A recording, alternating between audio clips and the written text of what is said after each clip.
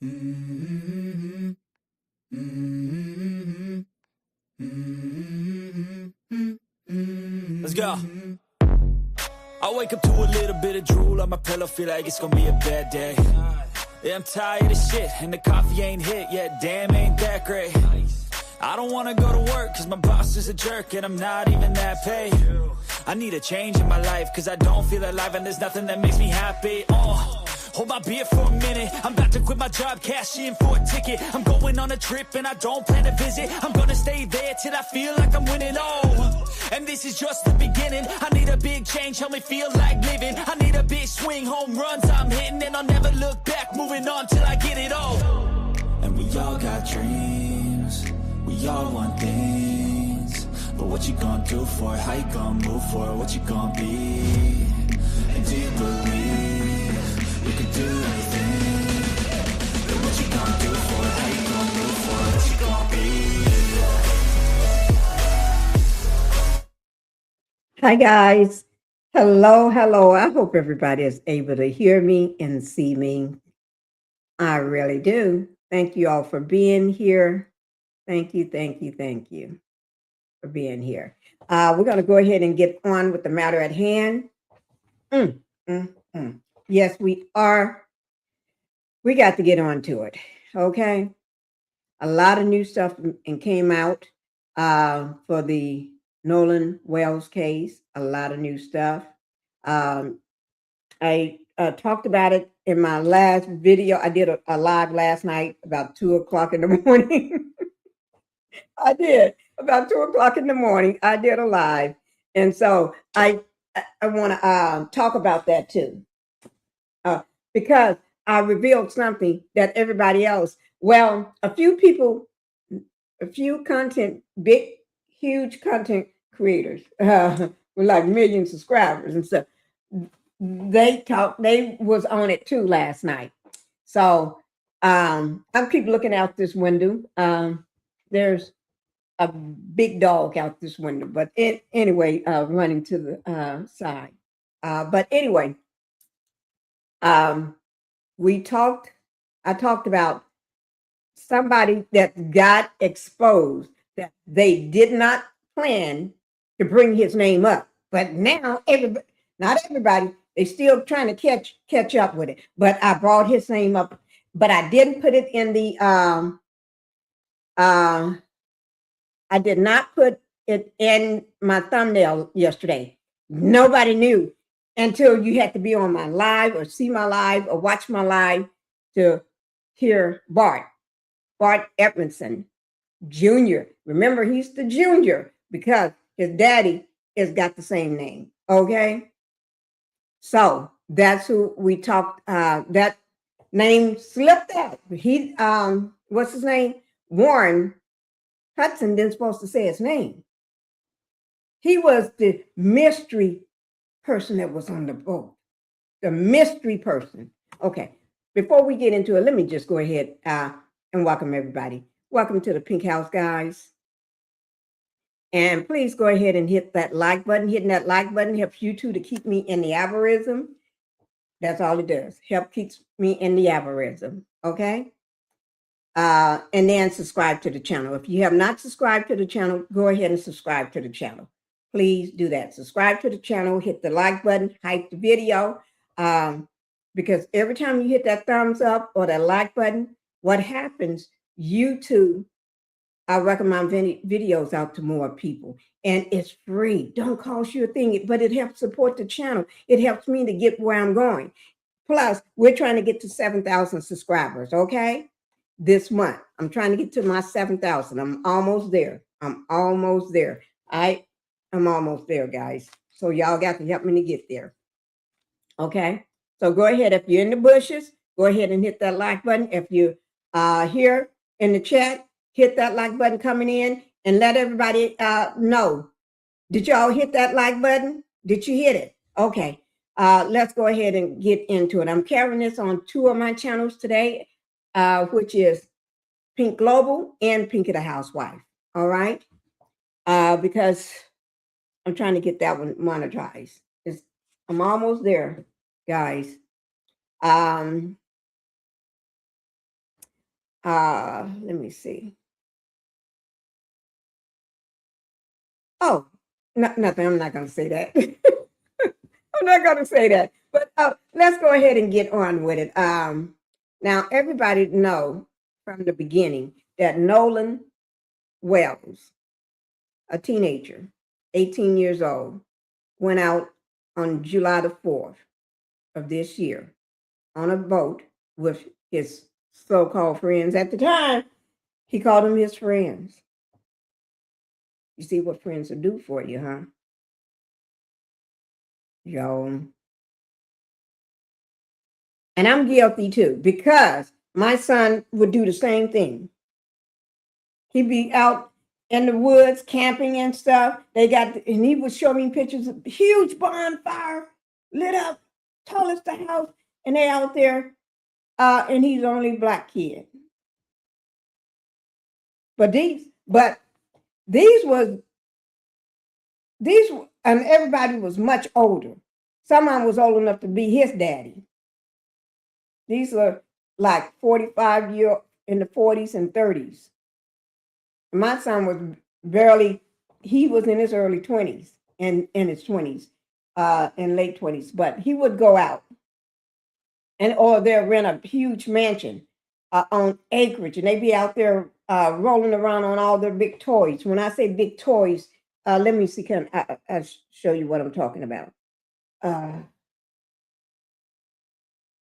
Be out there on his big toys. People understand, if you live in that world, you understand when I say big toys and everything like that. Let me see, do I have one of him on with his big toys and stuff? When I say big toys, I'm talking about big 4-wheelers, ATVs, the cars that you can drive up in the mountains and then go straight from on land straight into the water, and you're still driving through water. It don't do nothing. And it's made for it. And all of this crap.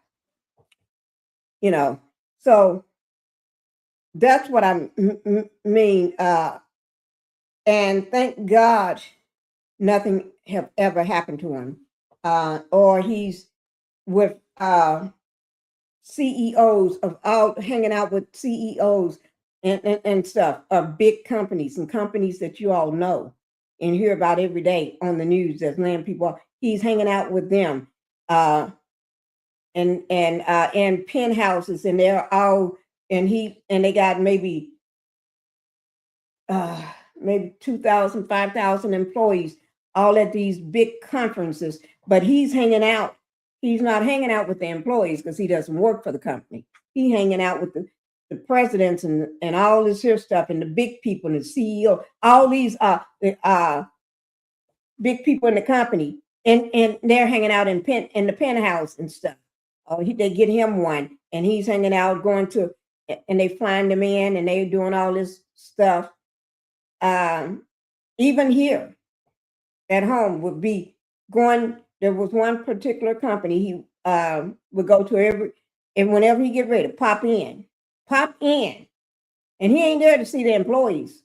Well, he go and say hi to all of them, but he don't know them. But go in, and when he walks into this big company, some people know what I'm talking about. He just goes straight on in and say hi to the receptionist, and she and sends him straight on to the president of the company's secretary, and they give him a badge. So he walks around the whole building, going up in all the big offices, sitting down, talking to them, scratching their brains. And a couple of them, he'll go sit in the what is this guy? He was operation manager or something. Go sit in his office and laugh and talk with him, and then walk around. And that's how you know what I'm saying. He moved in his younger people would wonder, but that's how he moved. Because in the little small town that we live in, our name have some weight. nobody's going to ask him to leave. Your name got a little weight to it. And everybody know who you are. You go to this school, you went to the school, and everybody know who you are. Everybody, for, what do you call it, homecoming and all this other stuff that would be going on, dances and stuff, my house get filled up with people, the mama, the grandmama, the granddaddy, the aunts, the cousins, the baby sisters, the babies. And I know the minute they have anything, I'm going to have food brought in, catered, everything. Because I know, and people didn't call me and told me that. Nobody told me they're going to be coming, but I just know they're going to come, show up. Because my house was the house for everybody to take pictures with their families. They go to all these different places in the house and rooms and staging, because and snap pictures. And everybody there, they're all eating. And mama and grandmama, I don't even know who you are, but hey, yeah, you sitting at my table and this and that. And all the kids come, and I have to have my assistant to sit there and get everybody's, we make sure you get everybody, all the kids is going in this limo, big van or whatever, they have to show the driver's license or write the names down. We have to see the driver's license. See your driver's license, put your name and your phone number, and who's your mama.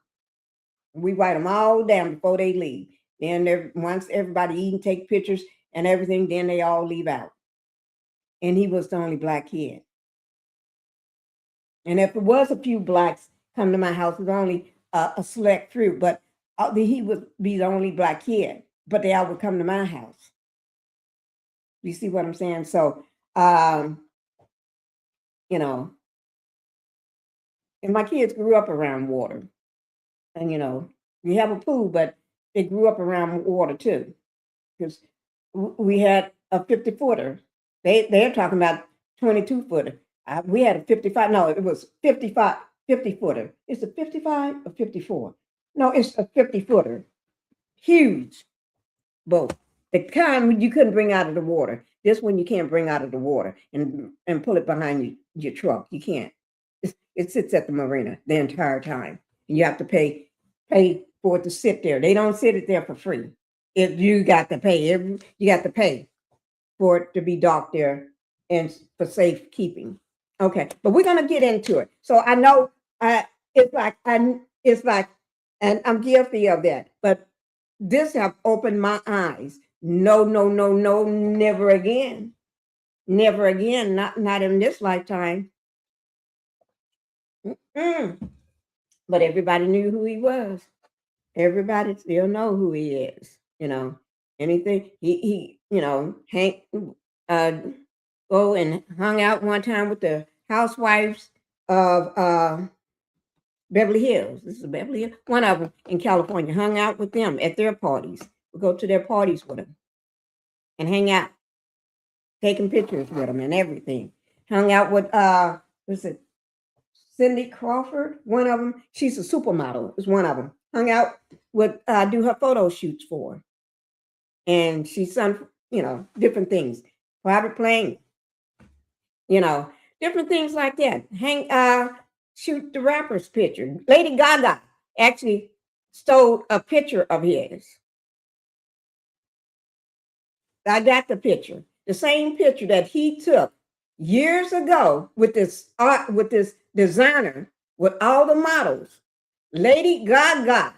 Yes, I did say Lady Gaga copied that picture. The exact same pose, the exact same picture, the exact same, with the same designer, with the models, but she stood where my son was standing. Lady Gaga. And I got proof. I got proof because I got it in the magazine, plus I got it on my phone, plus I got her picture. The Lady Gaga picture. Let me bring that up. Let me just bring it up. Oh, Lord. Yes. And I said I was gonna do something on that because how the hell you got a picture just like my son took, and my son took the picture. When I say took the picture, he was the one that took the picture. Let me see, can I he took that picture. Here it is, right here.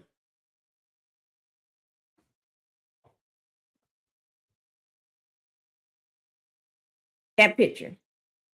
That is the picture. That's Lady Gaga at the top. The designer is the one in the hat.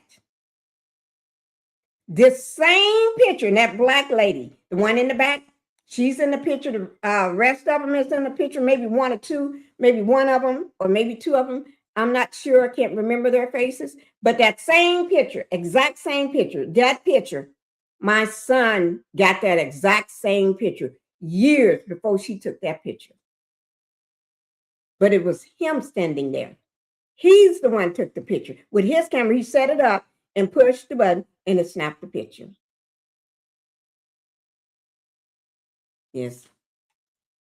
I'm going to bring up his picture as soon as I find it and show you the exact same picture. The designer, everything. Exact same picture. See? And not just that, what is that company? Not Toyota, Suzuki, I don't know, one of them. So people would steal his pictures of him in the back, in his own yard property, jumping. He had some dirt brought in a truck to bring in a whole big pile of dirt. Put the dirt down. This is just so people can get in. Dump the dirt out so he can have something to hop over on his dirt bike. And he was riding. I don't know, did I take the picture or did he set it up where it snapped? I don't know how that picture got, who took it? I think he did it himself, set it up so it would snap him going, just videotape or snap him. And he just went up and flying in the sky, went up the hill and it caught him up in the air with his full gear on. His boots, $400 or $500 riding boots that you have to wear, the pants, the shirt, everything. And he woke up to people calling him, telling them this company got your photo. This company got your photo. Let me do something right quick.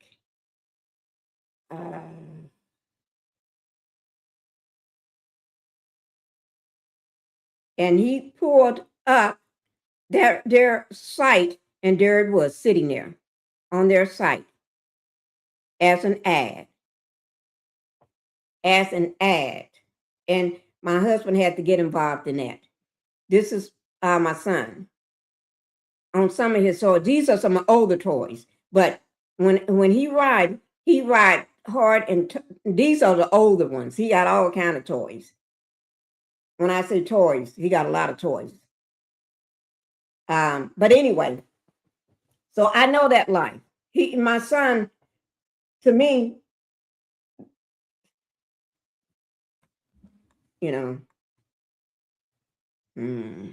but thank God he's not doing that. No, well, he would still be doing it, but I think this opened up his eyes. Don't be the only black kid somewhere, and they be all up in the desert, in the sand dunes. They stayed in the sand dunes.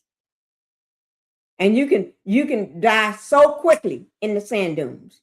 You're riding your bike and you have this long corner thing like a flag on the back. So if you go down into the sand and get covered up like snow, like you have the same thing if you're in the snow avalanche, but you're in snow and you get covered up, and then you can't get yourself out there because you covered up to head to toe and still on your bike. Nobody can find you, and the only way they find you is your flag sticking up. And then they're gonna have to come and dig you out in time before you no longer with them. So he been, or you name it, he had gotten lost so many times in the woods and had everybody upset and trying to find him. We had everybody on the case. They lost out in the woods. Lost on there. And my son, they went out and said they're going to just go out and be back before it gets dark. And he forgot and left his pow, his gun with. He forgot. And they went out and he left it at the camping site, and they all went. And for hours, they was lost. They was lost, and it took everybody putting their heads together, trying to track them, and pulling up on maps and trying to get them to go this way, and he don't know which way is which way because they left everything and it's pitch dark and they're soaking wet. It was raining and they're into mud up to their knees and waist, and their bikes and their dirt bikes and their all their things. They was everybody riding on different things. Stuck in the mud, they crying. My son, and it was my son had to keep everybody straight because that's what he do, keep everybody straight. And he was the only, no, it was one more black guy there with his wife. Yeah. And it took hours to find them, hours for them to get out of there. It was the next day before we could find them, and they were soaking wet, muddy. You know what I'm saying? He lived this crazy life, being up in the mountains, rolling down with on his dirt bike. Head hit a couple of years ago, 2.5 years ago, when head and head to a tree, and it took him a long time to recover from that, and still haven't recovered from that. Going head and head, the bike hit the tree, coming down rolling down with the boulders. Everybody else go across, and thank God it's still somebody behind him. And then he go across in the mountains. That boulder gave way, and him and his bike going down with it. And next thing you know, the bike slams into a tree down at the bottom. And when it slammed, his head hit the tree. And when it's not here, and they was worried about because his head could push it inside. And he stayed in the hospital for a while, off and on. Every other day he had to go back to the hospital. You name it, he was messed up for a while. After that. But then still get right back doing the same thing.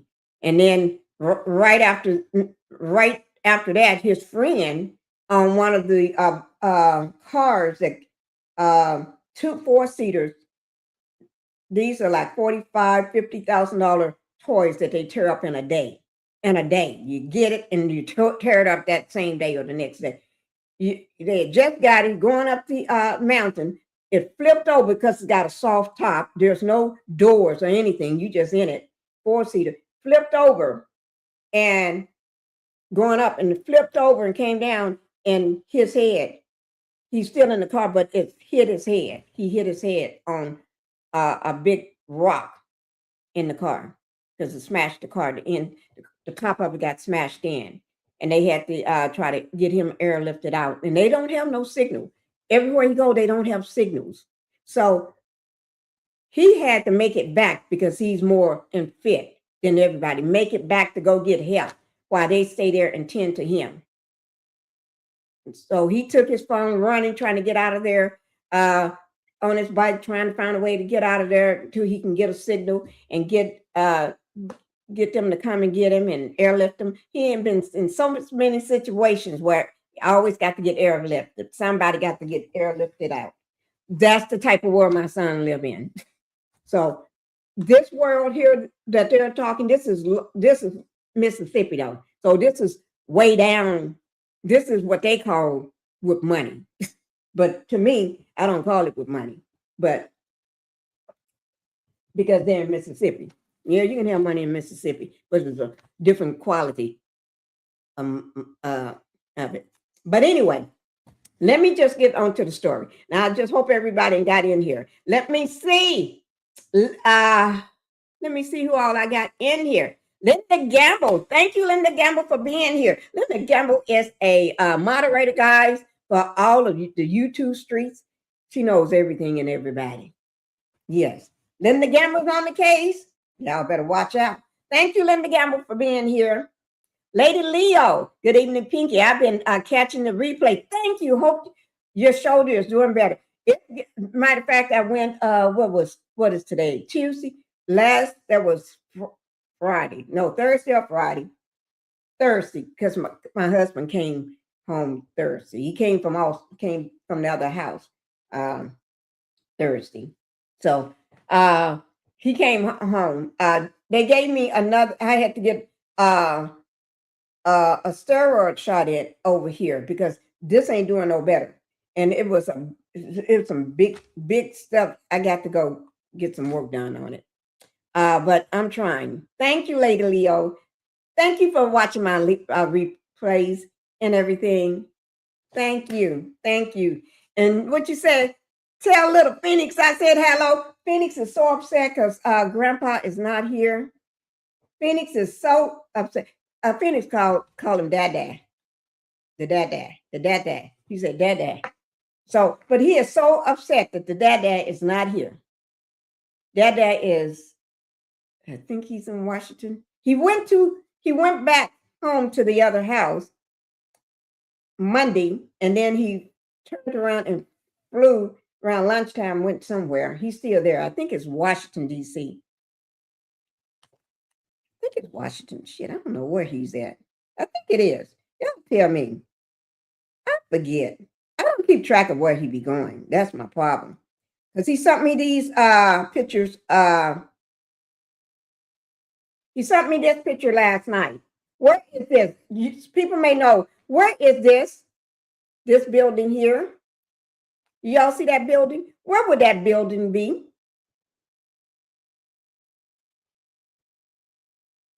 See, he sent me this one last night. He said he is on the he's in a room on the 45th floor. 45th floor. I don't know. That may be somewhere near. I don't know because I don't keep track. When did he leave? He went left going to he's in Seattle, Washington. That's it. Because I'm looking at it. The confirmation. Seattle, Washington. He left at 11:14. I didn't even know that. Shit. I tell you, I don't be knowing what my husband be going half of the time. He do this shit all the time. Okay? My daughter's upset because she didn't go. Now he'll take my son in a heartbeat. They be gone. He next thing I know, they are in another state. On the other side of the be somewhere else, California somewhere. You know, they be gone. And so we was talking about it yesterday. She's upset that he didn't take her. Asked her, did she want to go? So I told her next time, you going. You're going to go. Okay? Sizzling Bunny, Miss Pinky looking and sounding great today. Thank you. Let's go ahead and get on with the story now. I gave everybody 30 minutes to get here. So you should be here. We're getting ready to get on with the story. Okay? I gave y'all a little of me and how I know the people that got boats, that boating world, because my husband sold our boat and didn't tell me he sold it. That's been a couple of years ago, maybe 4 or 5 years ago, he sold the boat and didn't tell me. I would say about 5 years ago. And didn't tell me until one day I asked about it. He told me he sold it. You sold the boat? Why you didn't tell me? It's like, talking about he's saving some money. When had this boat, that boat actually I was gonna will that to my kids. I didn't want the boat no more. I really did. But I wanted to make sure my kids have that boat. They, but he sold it. He sold the boat. So we don't have a boat. And then one day I'm showing you pictures of the boat. We don't have a boat no more. But anyway, here we go. Let's go ahead and get started. The first thing I do want to talk about, there's a lot of new information coming out about the case of Nolan Wells, his death, the unaliving of Nolan Wells, the 18-year-old. in Mississippi. The most racist state that I know of, besides Arkansas, and Virginia, West Virginia. But I know Mississippi. Yes. If you want to be a racist, you go down to Mississippi. You fit right on in. When I say right on in, right on in. You be top dog there. You be top dog there. Okay, so let's go ahead and get to it. The first video I want to show you, we watched yesterday part 1 of the interview that Hudson did with the Officer Tatum. He did a bit, it cut in parts. So we did the 17-minute video last night. I did it last night. And then we're going to finish watching. I couldn't find part 2 for some reason. So we're going to watch part 3. When I find part 2, I'll just drop it for you all. Okay, but we're going to watch part 2 of that video, but also we're going to watch someone else. I got a few things from TMZ that we're going to look at, but we're going to look at Elliot, Connie, Elliot Connie. I've been following him, and he's been speaking. I think he's the guy. He's been on, I hope I'm right, but with Don Lemon. He's been on several people's channel and everything, talking, and he's been talking about the death, the unaliving, and the everything. He's been talking about everything, and he can talk because he is who he say he is. So when he say certain things, he's qualified. He's qualified. Okay, I think he's a therapist or something like that. He's qualified. He's qualified. Okay, and so we're going to listen to that. But first, before we do that, we're going to go ahead and that's why we're going to go ahead and listen to. This is him, Elliot. First, this is a short of Elliot speaking. Okay, a short. And then we're going to listen to him from Facebook as well. Okay. So let me just, give me 1 second. Oh, y'all can't really see him, can you? But okay. But this is Elliot speaking. Let me make it bigger again so y'all can see him. Okay. Here we go. Oh, I watched the whole thing. Let me take it back. Start it back over. Y'all ready? Unmute it. Here we go.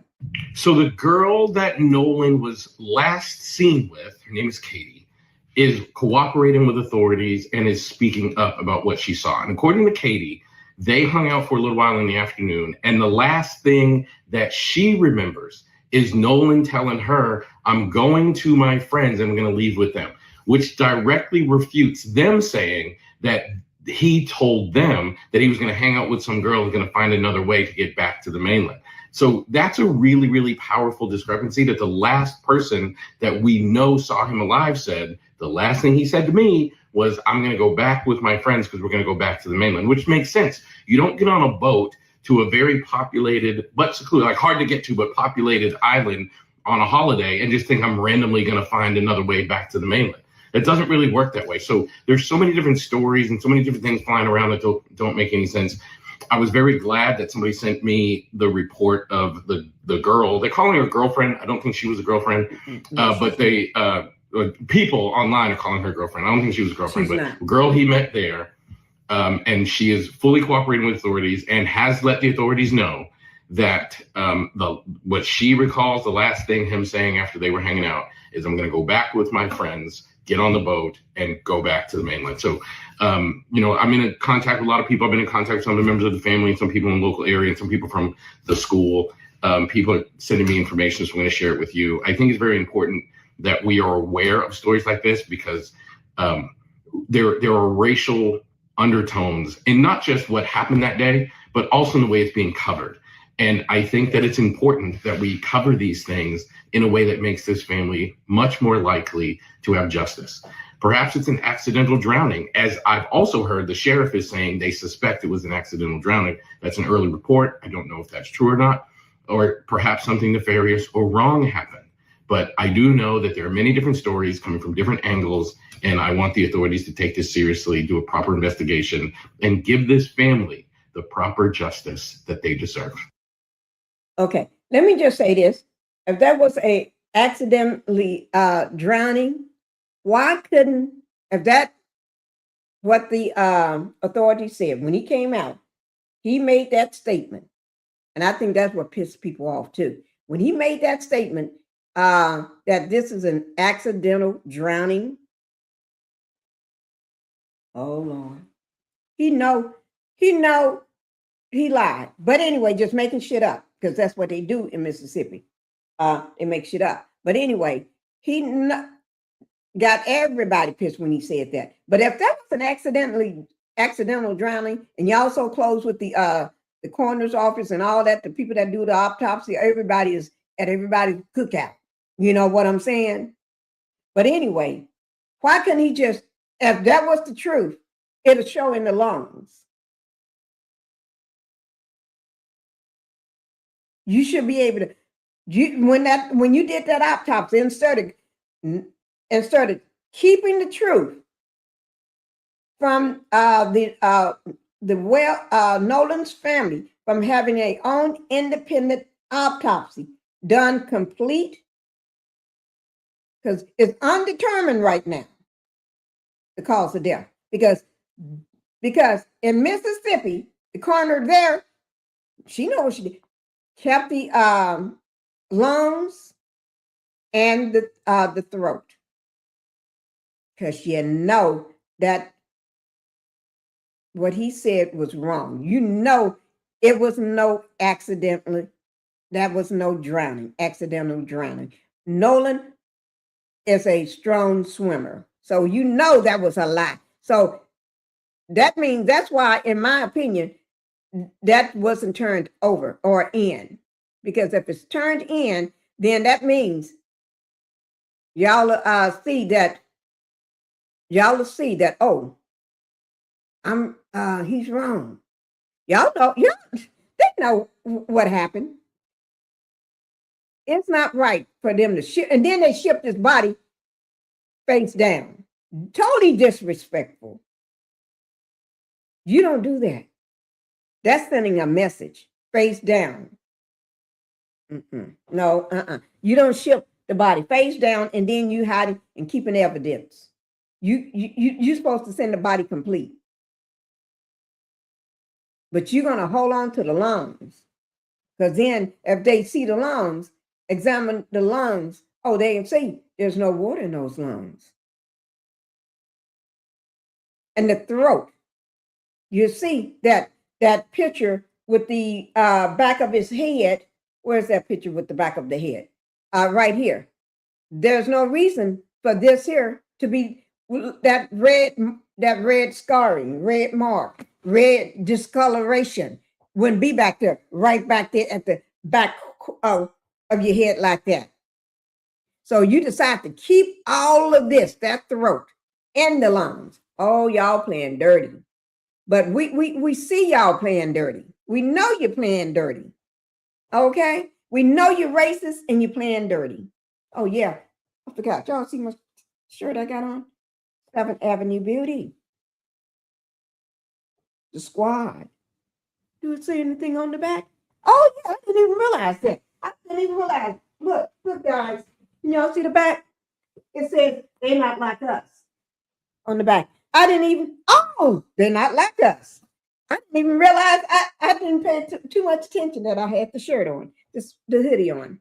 My daughter grabbed this for me to put on. And I just, okay. But anyway, let's go ahead. We got to that one. I want to, and then let's go ahead. I want to get these little shorts out of the way so we can watch the right video. Well, I'll come back to that one. We're going to go ahead and watch This is Elliot. Elliot Connie talking about the situation of the deceased body of Nolan Wells, and showing a picture of him at the showing of his, the wake and stuff. Y'all just see it. It's very short, 4 minutes and 22 seconds. I have to show you all this stuff because it's important. Okay. This is on his Facebook. And remember, everything I put up here is going to be down in the description box below my video, the link or the information. So that way you know how to find it if you need it. All right. So let me go ahead and enlarge this here so you all can see it. This is the same guy. Okay. This is him. Today was the funeral of Nolan Xavier Wells, who was found deceased exactly 2 weeks ago. And in that time, the family has been through tremendous turmoil, tremendous pain, and tremendous difficulties. In fact, leading up to this funeral, some horrible, hateful person sent death threats and horrible, hateful mail to the family's home. This has been a very difficult situation and a difficult experience to witness. But I think we need to remember that this is a young man who lost his life and a family in pain. So I want to leave you with the words of the mother of Nolan Wells so that all of us can remember this is a young man whose life was lost tragically, leaving a pain that the family has to deal with that they will likely never fully recover from. The funeral was covered by Tyler Perry, who also, I've heard this morning, has added $50,000 to the reward for anybody who brings about evidence that leads to a conviction or an indictment or leads to the truth of what happened for Nolan Wells. So say a prayer for this family, be there for this family, but also allow this to experience all of this through the lens of a caring human. Regardless of what your political affiliations are, what your thoughts are, this is a family that loved their child and that child was lost. And we should never forget that. And we should always remember that it's important for us to be human and caring and compassionate before all else. So here's what the mother had to say while speaking at the funeral. Nolan had such a gentle, calming spirit about him. He had a way of making people feel seen, welcome, and valued. He could lift your confidence with just a few words and make you feel like you belonged. If you ever had the privilege of meeting our son Nolan or calling him a friend, then you experienced a glimpse of God's love through him. He was both protective and nurturing. He often told us that one day he wanted to have 3 daughters that he would name Sophia, Charlotte, and Olivia. He had a deep love for the Lord and an unwavering faith that was evident in the way he lived his life. As much as our hearts are broken, we find peace in knowing that our son is resting in the arms of the Lord. We will miss everything about him, from his quiet nature to the corny jokes, his gentle smile, the way he made everyone around him feel comfortable, loved, and at ease. Your absence has left an emptiness that can never truly be filled. A piece of our hearts will always be missing. Nolan, your father and I are incredibly proud of you. We've always been proud of you, of the young man you were, and we will always be proud of the legacy of love, kindness, and faith that you have left behind. In a world that can often feel dark, be like Nolan. Be the light that brightens the lives of those around you. Be the warmth for those who may be feeling the coldness of the world. Love deeply, protect fiercely, and welcome others with kindness. And remain faithful knowing that God is always with you. Lastly, I ask that each of you keep Nolan's memory alive. Hold him close in your hearts. Share his stories and never stop saying his name. As long as we continue to remember him, his light will continue to shine through us all. I mean, come on.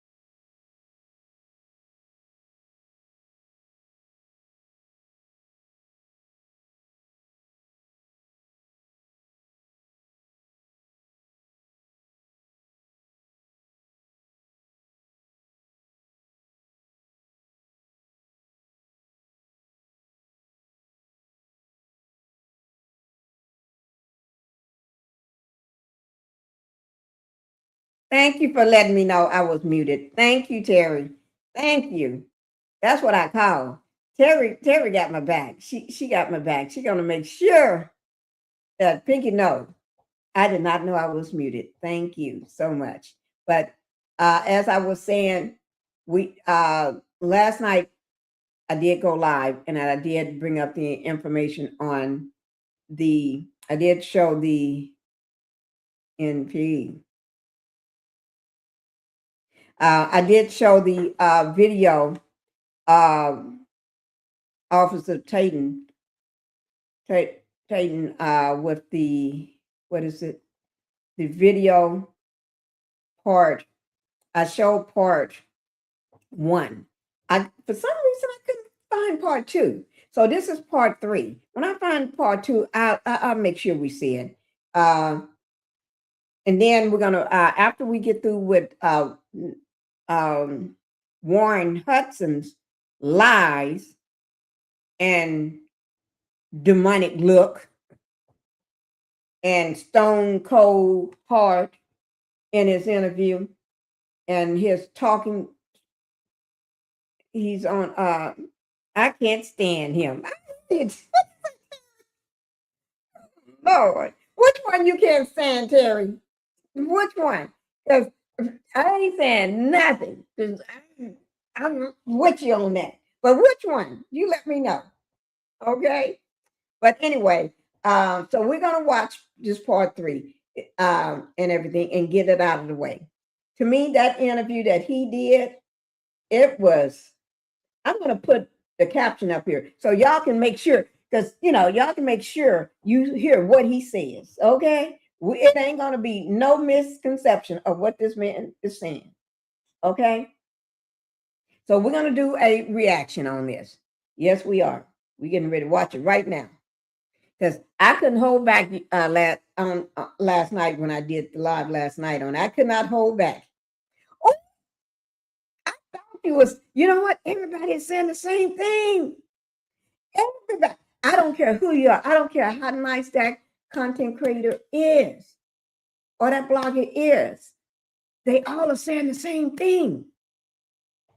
When everybody's saying the same thing that don't know each other personally, something is wrong with that. Something is wrong. So he must be doing something wrong. I don't know. Because I don't follow him like that. Lies. That's what I thought. This one don't do nothing. He's doing a cover up. And one is trying to cover up for, in my opinion, him. Because in the video, he been calling him Buddy. This is who he calls Buddy. So when you hear him say Buddy, this is Bart. And he accidentally said his name. And then he said he had to go ahead and just let it say because he had already said it. But then he'll still call him Buddy. He be skipping around on stuff. This is, I'm glad they are recording this stuff Is this all going to come back and bite them in the ass? I know you mentioned before, is there any chance or any knowledge that you have that anybody deleted stuff from his phone? I mean, Nolan was like a brother to me. Nolan lit up every room he walked in. 4th of July, everybody was out there. Nolan rode out on the Triton, and then we had a Palm Beach, 18 Palm Beach. There was 4 guys on that. The rest of the group, which was ranged from maybe 10 to 15 or 16 people on my buddy's pad line. Yeah, so y'all pretty much having a good time. And then you guys get ready to leave prematurely. Right. And like, explain that, because you guys got there around 10. Yeah. It's now 4:30. Right. People are still out there partying and Correct. They're having a good time, but something happened to where it necessitated you guys to get the boat up and running. Can you explain that? Yeah. So I looked out, I had a girl come up to me and say, "Hey, your brother just got in a fight." And obviously I have a younger brother, and that's who she was talking about. And I was freaked out. So I walked over to the beach, and I didn't walk over. I ran over. I made a beeline. I didn't talk to anybody, put my drink down and walked over there. And my brother was kind of angry, and, there was a lot going on, but someone was getting pulled away. I don't know who it was. And my brother was like, "Oh, I just got in a fight, and this guy punched me in the face," and I punched him right back. And then went to the ground, and my brother put him in an arm bar. And was Nolan involved in any of this? Absolutely not. When I was over there, it was a bunch of younger guys like my brother's age. And I mean, Nolan, I never saw Nolan over there. Yeah. Absolutely not. And, okay, sorry, I just lost my train of thought. So you get ready to go. There's an issue with the boat. Okay, yeah. And this is what this led up to that. That's what I'm saying. So the fight happened with your brother, or a little scuffle. I'm assuming that it was cleared up. Right. You got your brother out of that situation, and then how did you find out that this boat is sinking? Well, I walk back over, and like we're probably around each other for a little bit. I mean, I wasn't thinking anything about it. I pulled my brother off the beach, and I was just like, "Listen, get in the water, hang out with us, calm down." I mean, he was calm, but I didn't want anything else to happen, And you know what, Terry? I love what you say, Miss Colombo on the case. We all of us YouTubers, content creators, bloggers, TikTok, Instagram, everybody's on this case. Facebook, we all are on this case. Social media got it wrapped up, and we're going to have this wrapped up. We're going to have who did what, who killed him, who did this to him, and who helped cover it up, and who dumped this body. We're going to have all that covered up. We're going to have all that wrapped up.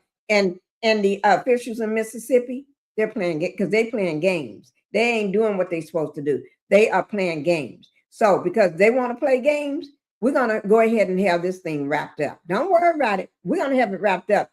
Okay? Yes, ma'am. We are. We're going to have this wrapped up. They want to play games, but we're going to wrap it up for them. Okay? So let them go ahead and do what they want to do. That's what they doing in Mississippi. They got their little hats on, white hats and white robes running around trying to play games. We ain't playing that game. So once I got back over the boat, I got on the Triton, and the Triton had probably about 6 inches of water up to the transom. And I was freaked out because I'm good friends with Wyatt, and that was his boat. And, no water's coming out, no access water's coming out. And, it was a big issue because I think the reason was because there were so many people getting on and off the boat. And at some point the boat was very, very crowded, and there was just a lot of people on, so that it drags water in. And eventually, I think over time, we were out there for a couple hours, the boat just started filling up with water. So I popped the starboard side hat. They go in so much great detail about a damn boat.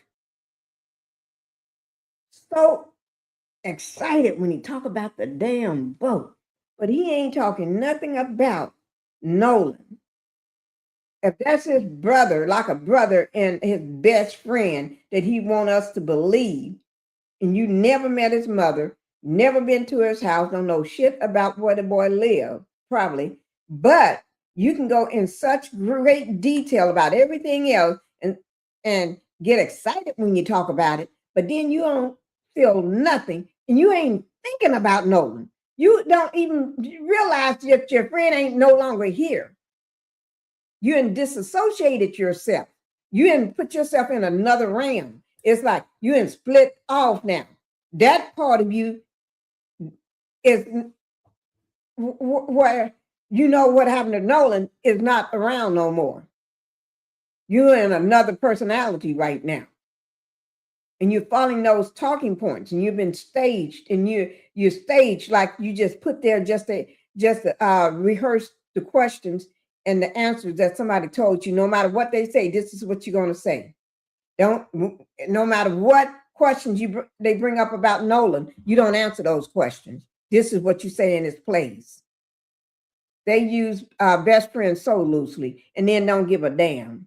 Haven't signed a card, condolences, no flowers, no nothing. Even if you're too damn scared because you never been to the damn house, your mammy should send some damn flowers. I know if it was my child, I would be sending some flowers and a card. And on the phone too, yes. Because I'm a mama. And that's, my child is just 18. These are young people. No. I've been got on my thing and sent some flowers to the house. These y'all don't trust them people. These are some food. And the battery was completely underwater. And so the motor wouldn't trim down. I mean, my buddy would go to trim it down from the console, and it'd trim down, and then it'd come right back up. And so Wyatt's trying to throw a rear anchor, so we're caught, and he's, yelling at people. Everybody's kind of freaking out. And eventually I'm like yelling at other people, trying to tell them, calm down. Like, the boat could possibly sink, and I'm not paying attention to everyone around me. I was paying attention to my buddy's boat. And that's what all my other friends that were on that boat were doing, trying to solve the problem. So you're on the boat now. The water's getting up to the point where the boat may be disabled to where you couldn't get it out. Correct. From Horn Island. So what happens after that? Wyatt jumps in the water, tries to throw a rear anchor, and my buddy Byron, you're sitting looking, trying to pull trash out the. You see, he said it quick. My buddy Byron, he didn't even get the name out. He couldn't even get the boy's name out because he trying to not say his name. My buddy Byron. My buddy Byron. But you can say everything else so clearly. You don't supposed to say his name. You don't supposed to say this kid's name right here. You know what'll happen to you if you say his name. Y'all was told don't say that boy's name. There you go, right there. Don't say his name. He trying to be a football player. He ain't got time to get swept up in this shit with y'all. Because y'all doing some devilish shit. Unaliving people, allegedly, and in my opinion. And it's for educational and entertainment purposes only. Yeah. Y'all doing some devilish shit. Sitting there like a demon, cold, stone cold. Bilge, and the bilge is basically a pump that pulls the excess water out the boat. So the bilge was failing to work. So any excess water was just sitting in the boat. It wasn't getting pumped out. And I looked over the gunnel and I looked at the release hole for the bilge, and it was even with the water. So, I mean, we're all freaking out. All of our, we're not focused on anything else other than the boat. Well, then eventually my buddy Bart on the tide line is like, I'm going to pull y'all out to where we're out of all this, all this chaos. Cause we left at 4:30 and there were still just as many people there, if not more than when we got there. I mean, probably around the same amount. I mean, it was crazy. Like there was a lot of people. And eventually Bart pulls us out. We left at 4:30, but we really weren't pulled out away from everybody. We were probably about a quarter mile out, and we had the towing strap pulled from, Bart's port side cleat or starboard side cleat, and he was on our starboard side bow. And so it was rubbing on his power pole. So Bart turned around, pulled up next to our boat, and we were just trying to get it situated. So that's when Wyatt called Cito, and Wyatt was like, calls him, because the cell service isn't great at the island, but once you can use your phone, but stuff might not descend. And it's not great. You got maybe one bar, it won't work that well. But once you get a little off the island, you have cell coverage. And even on the island, I called my mom when we were on the island, it was fine. We had enough cell coverage to make a phone call or shoot a text over, but you don't have enough cell coverage to send a picture, for example. So what? So I want to go back.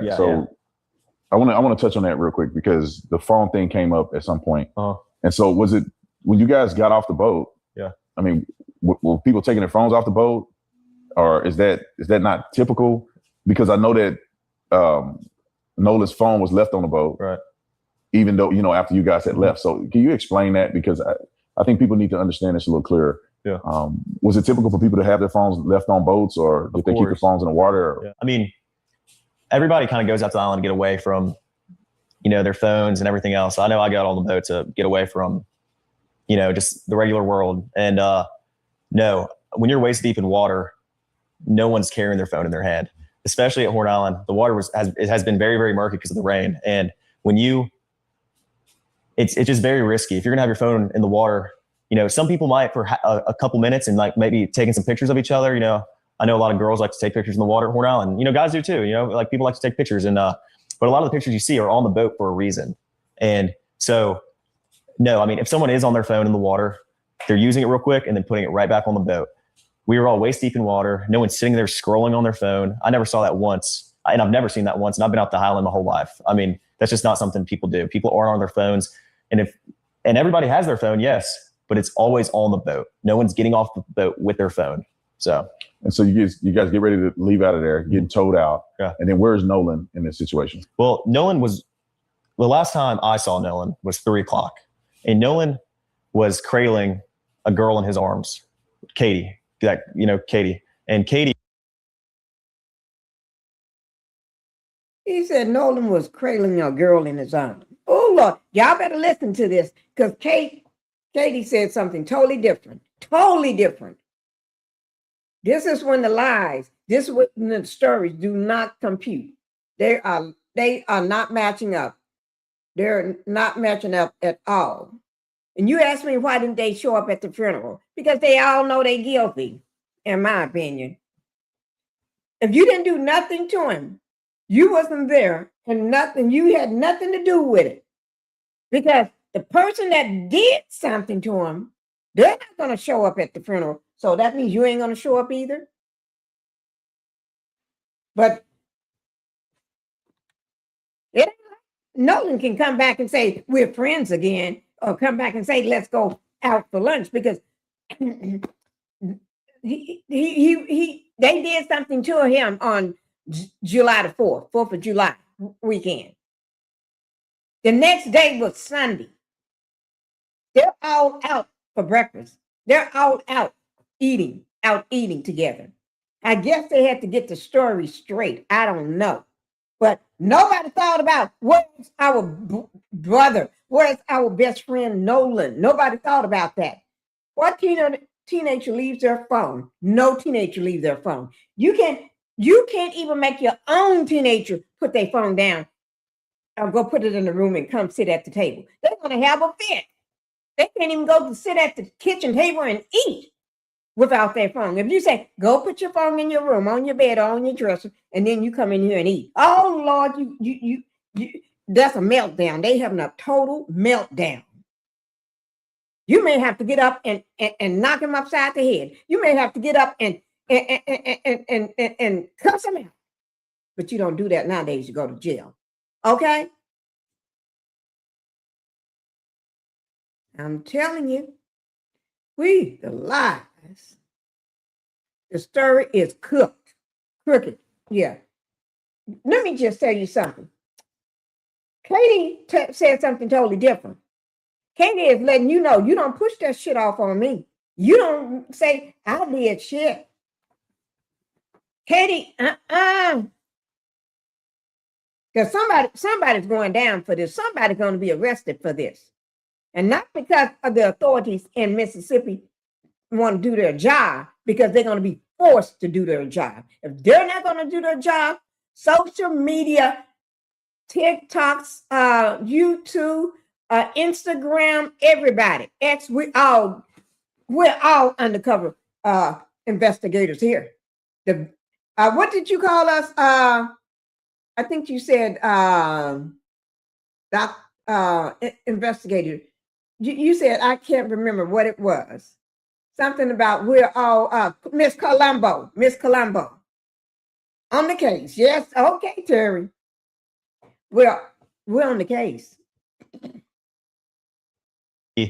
Nolan was sitting there, and the last time I saw him, I looked at Nolan, and Nolan was like shaking his head, laughing, and I was like, "Dude, you crazy?" I was like just joking with him, and but anyway, Nolan, that was the last time I laid eyes on him. But when we were leaving, obviously, no one is getting left at the island that came with us unless they demanded to, be there and asked, this is a very common thing at Horn Island. When you're out there, a lot of people ride out there with someone and in with somebody else all the time. I've done that 100 times. It's a very common thing. But Nolan was sitting by the boat with that Katie girl, and my buddy yelled for Nolan, get on the boat.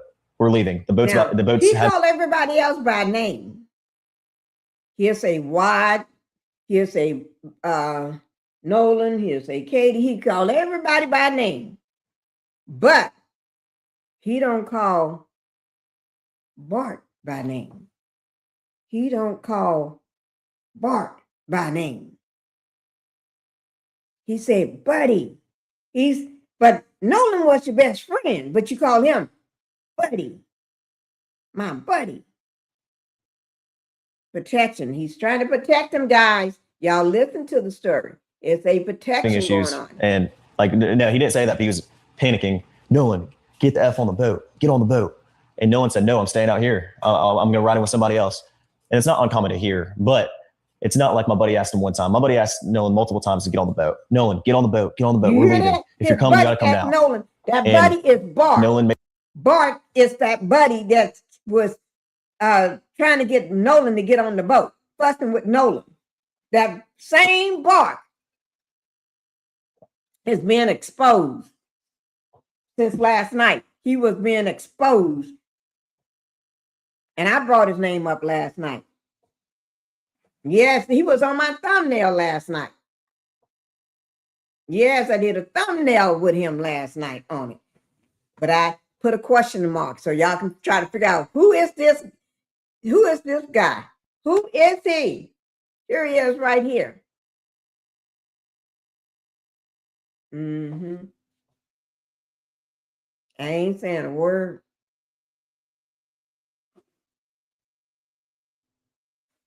I'm not saying a word. A decision to stay out on the island. And like he said, how many people heard that? At least just 5. Everyone that was on our boat right there, because the Palm Beach had already left. My buddy went ahead and went home on the Palm Beach, and 3 guys on the way back. And Nolan wasn't the only person to ride out there with us and in with somebody else. We had multiple people in our group that rode out with us and rode in on someone else's boat. And that, like I said, that's not an uncommon thing to do. A lot of people do that. I could name probably 50 people out there that day that ran out with somebody and ran back in with somebody else. So, it's not like it's an uncommon thing, but it's not like we just left him there or my friend just left him there. Nolan made a decision to stay on the island after my friends asked him multiple times and told him to get on the boat, and he decided to stay. And I heard the girl that he was with, Katie, had text somebody that she heard people yelling for Nolan to get on. Is that true? And I have a picture of that. She texted my buddy, and the next day everybody was panicking and everybody's texting Katie, because she was obviously seen with Nolan the whole day at the island. Katie sent a message to my buddy the next day and said, this is the last time I saw him, he's really sweet. But she also mentioned that the last time she saw Nolan was when my buddy was yelling at him to get on the boat. And she was right there to see that Nolan decided not to. Yeah. So you guys get in the boat, you start to get towed in and you make it back. Now explain how that you get to the point where you were concerned about Nolan, because obviously you said, hey, Nolan, y'all need to, or somebody, not when you, did I get but to that point? You guys had made mention Nolan need to get on a boat. He didn't. You guys get back to wherever you're going. Right. Explain that. I love what you said, Terry. Why didn't he ask him who the buddy is? He keeps saying the word buddy, buddy, buddy, buddy, my buddy, my buddy, my buddy. I stayed with my buddy. My buddy was yelling at Nolan, but he never, I would ask, you're right. Who is Buddy? What is Buddy's name? How do Buddy play into this? Ask those questions. Was Buddy on the boat? Buddy really wanted, You're right. He never asked, who is Buddy? Yeah, don't ask a lot of questions. You guys go back to somebody's house, or you guys like what happened there? And then when did you feel like, well, wait a minute, where's Nolan? Right. Okay. Well, running in was very chaotic. Nolan chose to stay on the island, so my focus wasn't on anything else other than the boat, because if the boat doesn't get in, then no one gets in. I don't want to sneak out there on my buddy's boat, and no one does. But my buddy Wyatt jumped out and pulled the plug on the boat once we kind of got out there because he got the motor to trim down. And the motor trimmed down. My buddy Wyatt pulled the plug and we planed off. We moved all the way to the front of the boat so we could plane off. And eventually we planed off and the boat was running. So when you're planed off and you have water in the boat and you're hauling, we're going pretty fast. We're going probably 40, 42 miles an hour. And so all that excess water that was built up in the boat is coming out of the boat. So, that's what we had to do. So we ran into Fort Bayou and we didn't just run straight to my buddy's grandparents' house. We ran into Fort Bayou. A couple of us jumped in the water, and Wyatt, the whole reason for the stop was so Wyatt could hop in and put the plug back in the boat. So then after that, we went and docked it, and I went back to my buddy's house and we ate and napped for a little bit. It was a long day at the island, so we were all tired. And eventually we go over to a girlfriend of mine. She was having people over for 4th of July. We were doing fireworks and stuff, so we all went over there to swim and hang out. And this infamous picture that I've seen online of Nolan in the water in the swimming pool. Yeah. Where is this picture associated with? Because you said you guys went back to swim. Nolan wasn't with you. Yeah. So where's this picture at? What is it? What's the context around? It started asking where's that picture. That was a picture of them going in to the island. But he talking about they went to the house, they ate at his buddy's house. You talking about Bart. Went to the house to eat. They laid down, took a nap. You did all this here. Then you y'all went to your girlfriend's house, watched fireworks and stuff. But you don't mention Nolan. Nolan. Where is Nolan? Seems like you would be asking, did he get back from the island? Where is he? You already knew where he was. You ain't gonna be walking. He's down. On a picture that's been floating. That picture is taken on June 27th, a week before the 4th of July. We all went to a friend of ours in Pass Christian. We got a lot of friends from Bay St. Louis, Pass Christian. We all went over there. That picture of the four of them, the girl said that picture was taken that day. If this is the picture he's talking about, that picture was taken that same day on July the 4th. Now, whatever the picture he's talking about don't matter. We need to be talking about this picture. This picture. This is the picture that matters. That picture there is the one that matters. Right here. That picture matters. Any other pictures taken on whatever, that ain't the picture we need. June 27 or whatever he said. I don't know, remember the date. But that picture, this is the picture that we're concerned about. You ain't talking about nothing that makes sense. Hang out and, And Nolan was in that picture. Nolan was in that picture. And if you look in the picture, my arm is around Nolan in that picture, And, that was a week before the 4th of July. So that picture is not associated within even the same. That was like a week before. So, yeah. So you guys are now at swimming and having a good time at a lady friend's house. Right. I never got to the pool. I talked to her dad for a while. Okay. And all my friends were downstairs. I went upstairs. You're so... Oh, okay. Y'all at the house having a good time. What is Nolan?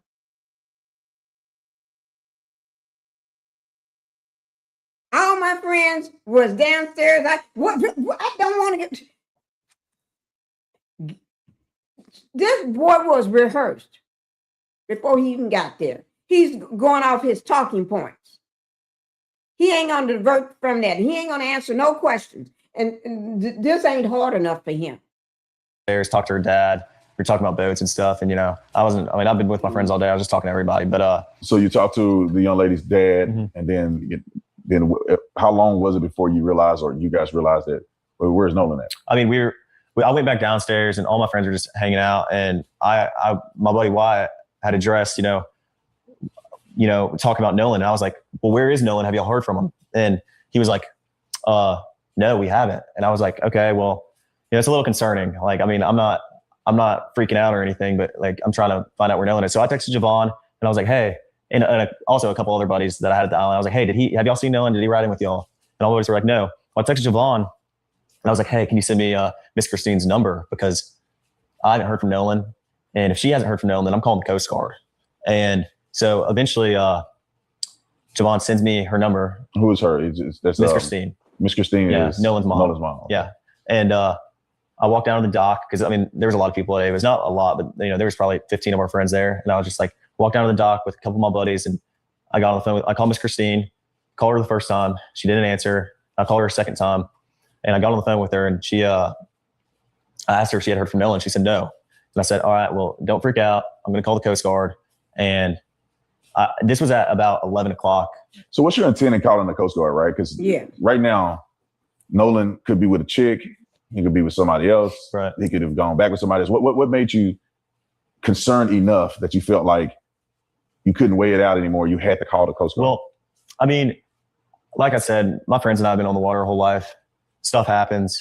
People die all the time. I know people that have died out there. And, it's a fun place to be, but it's also a very, very dangerous place to be if you're not handling it right. And Nolan, so I hadn't heard from him. And obviously, I'm thinking I'd way rather be safe than sorry. I mean, I would rather call the Coast Guard 100 times and lose my mind over it, and my buddy be okay, than, not, and me not know where he is and him not be okay. And so I called the Coast Guard, and I talked to them on the phone for like 20 minutes, gave him a description, what Nolan was wearing, the last place we were at, the last time I saw him, who were we with, what boat we were on, the conditions of the water, just a summary. And I called Miss Christine back after, and I talked to her, and I said, I got to contact the Coast Guard. I'm not sure who she called or, what she did, but I think she said she was going to make a couple phone calls to either DMR or Jackson County Sheriff's Office. And I was thinking worst case scenario. Like, I would way rather be safe than sorry about this, Yeah. So you called. So it seems like you called mom immediately. Right. Probably the first phone call that she got from anybody. That's the first phone call, like at least I made. And I would assume that's the first phone call she got from anybody, because Javon hadn't called her. And, there's nothing wrong with that, but Javon hadn't called her. And I was just worried about my friend. Stuff happens out there, boat problems, it could be anything. But there's a lot of stuff that happens out there, and I was just worried about my friend. And so you guys made that call, nothing that night. And I'm assuming you wake up the next day, and then what happens? I wake up the next day at about 7:30, and my dad had texted me, because obviously Nolan's photo was all over Facebook, and I just saw it everywhere, and I was freaked out, because I was like, oh my gosh, I assumed Nolan's just we had been drinking all day, and that he's just sleeping somewhere, and that he's okay, but I didn't want to believe that if we didn't know for sure. So next day I woke up, and my stepdad walked in my room. He said, hey, have they heard anything about Nolan? What's going on? Because I hadn't spoke to him. And he was like, I was like, yeah, no, I don't know. I had just gotten up. And he was like, all right, well, we're going to get on the boat and looking for him. And I was like, okay, yeah. So I got my buddy Ricky, I got my buddy Brooks, I got my buddy Jax. My mom came on the boat with my stepdad and I, and we all went out there and looked. When I got out there was dozens of DMR boats, helicopters, planes flying over Horn Island. And this wasn't just Horn Island. There was also Ship Island they were looking at, I'm sure, and Chandelier Island, Petty Boy. It wasn't just Horn Island specifically, but where I was at Horn, there were boats everywhere, and not just random boats, but marine resource boats and, cops and, the whole nine. It wasn't like there was just a couple boats looking for Nolan. There was planes and helicopters and, everybody. So. And then after this, obviously they didn't find Nolan that day. Right. And so what was your reaction like when you heard the news, or how did you hear the news that they found Nolan's body? Well, the next day, it got to be about 1 o'clock on July 5th. And I was like, my mind started to turn. I was like, man, if he's not awake yet, where is he? I got very, very worried. And, I was with my buddy Brooks the next day, and we're driving, and my buddies were texting my group chat. They were like, hey, listen, and then I got a phone call from my buddy Trace, and he was like, hey man, they just found his body. Mm-hmm. And I was like, I wanted to have hope, but it was really, really hard to have hope when they haven't found your buddy in the last 2 days. And, but there's still a little bit of hope there, maybe, he's not gone, and maybe, he's okay. But my reaction was just, I was with my buddy Brooks, and I broke down. I haven't experienced death a lot, but especially with someone I'm as close with as Nolan. But he ain't showing no emotion. They just found the body 2 days gone by, and you still haven't even done shit. But you are not showing no emotions. They found the body, but when you find out it's him, but you don't show no emotions. If my best friend, my buddy, he's been missing, and then they just found the body, I want to be all over the place. I've been all over the place even the minute I don't see him. I've been looking for him a long time ago. 2 days wouldn't have to go by, and you still going on by your married life. He ain't showing no. This is y'all know I'm not a doctor. I'm not in the medical field. I'm not a psychiatrist. I'm not a detective. I'm a housewife. But in my personal opinion, he looked like he talking like he's a psycho. That's just my opinion. Okay? And it's allegedly, but he looking like he looking and talking like a psycho. I mean, I broke down and I sat there on my buddy Brooks' shoulder and I cried and I was upset. I made a couple phone calls to my buddies and checked up on my buddies because, you know, I care about my buddies too. I mean, like we're all experienced this. Like we all realized at the same time. We all heard the news at the same time. Like, you know, he's gone. And so it was really, really hard on me. I mean, I've never experienced something like this and it was traumatic. I mean, I could tell you where and when I was there, when I got that phone call, you know, where I was. And I just remember like, it was insane. Like I can't even put into words how upset I was, you know, and how upset my friends were. So. And then comes the stories and the backlash and the craziness. I mean, you guys are now hearing that you're responsible for it. You did it. You killed Nolan. So what was the next step? Did you guys ever engage with police or? Yeah. So the first time I talked to the police was July 7th. I talked to the lead investigator and I told them my whole story, top to bottom, dotted every I, crossed every T. I told them everything I knew, every little detail. I mean, everything I could, you know, tell them to try to figure something out, you know. Well, you don't want to talk to the cops or? No, of course not. You know, every person that was included, especially, you know, the guys that you see on social media, everybody cooperated with the police fully. You know, Nolan was with us on the way out and he rode out on the boats with us. So, I mean, we were the first people to get questioned. I mean, we cooperated with the police the first time they called us and, you know, we talked to them, you know, as soon as they needed and we were fully cooperative. And we see Benjamin Crump coming to town, made it about race. Right. What's your feeling about that? Do you think that any of this has anything to do with race or, because I mean, obviously something happened to Nolan.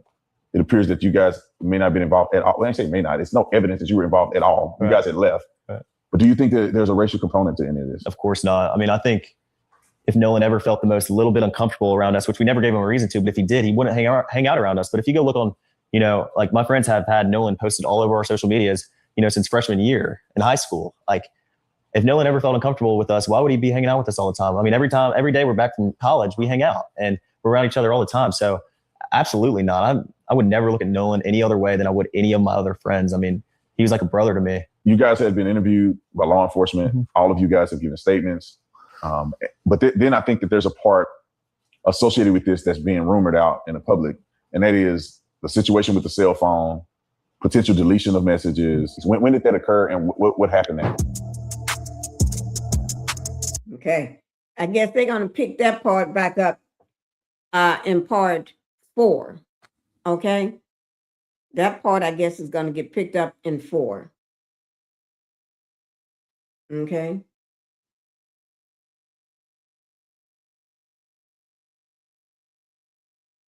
So we just did part, I'm going to make a note. We did part 1 with Warren.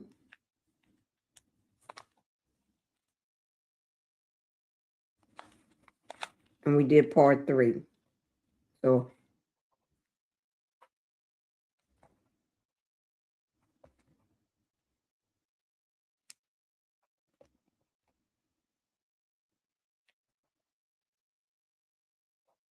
okay, so we're gonna watch part 4 tomorrow. I got to get part 2. I got to find part 2. Okay, so that's we did part 1 yesterday, and then part 3 we just got through watching. So we're gonna do part 4, and then we'll just have to swing it back around and do 2. Because here's part 4 right here. Let me bring it up. If you see it right there, we'll say part 4 coming soon. We'll watch. I already seen part, not seen it, but I already started. So we're gonna watch part 4 together. Okay. Whew, that was some lies. Was the interviewer really an officer? I don't know, but he calls himself an officer. the officer Tatum show. I don't know. Is he a real police? How would he know and what questions that? I don't know. That is a good question. But we're gonna watch part 4 tomorrow, guys. Now know that there was nothing but lies in there. Lies. But we're getting ready to watch this. I'm trying to bring it to you. Okay. I'm trying to make sure I bring y'all what you need so we can make an informed decision. 10 hours ago. I do want to see that. That's 8 minutes. That's 8 minutes. I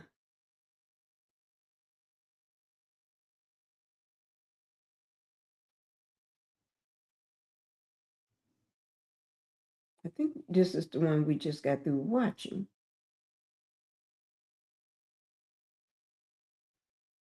Okay, this is about the other guy that did an interview. And I want y'all to see this. And then this is the guy that the mama said she don't know him. I don't know him. Teresa Wright, thank you. He's a retired popo. He's a retired popo. Thank you, Teresa, for coming in to let us know. Because, you know, Terry had just asked that question. And I didn't know. I'm just wondering, is that just what he calling his channel, his show, or what? Thank you. So he's a retired popo. He ain't from Mississippi, is he? What state? Do y'all know what state? Is he from Mississippi or what? Because he did some softball questions to me. Softball. When I say softball, they were softball to me. Yes, they were. He could have did a lot better than that. He didn't. There was a lot of opportunity where he could have asked some hard questions, and he didn't. But this is a video with Elliot Corney again. Now, Elliot, he's going to talk about another one of Nolan's friends that gave an interview. And this guy gave an interview with, I want to say Rolling Stones. I'm not sure. I think it's Rolling Stones and another outlet. But we're going to watch it. I had Googled him because I thought he was married to a clear lady. And he is. He's a huge orange man. Oh, Lord. Teresa. Oh.